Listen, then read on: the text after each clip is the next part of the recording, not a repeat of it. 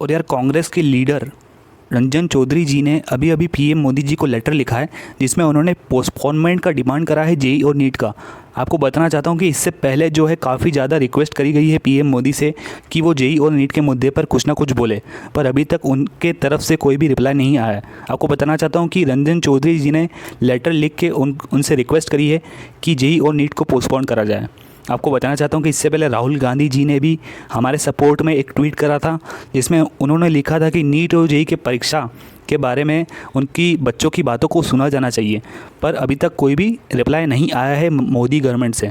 इससे पहले आपको बताना चाहता हूँ कि नीट और जेई के स्टूडेंट्स ने सोशल मीडिया पे जो डिमांड करा था पोस्टपोनमेंट को लेकर के, वो अभी ट्रेंडिंग में चल रहा था।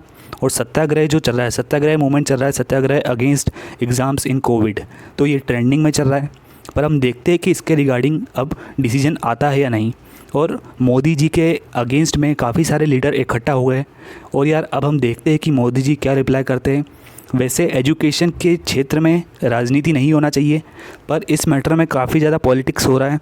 तो मैं आप लोग से यही कहूँगा कि आप जो है पॉलिटिक्स से दूर रहें, पर अपने ट्वीट में अपना कंट्रीब्यूशन भी करें।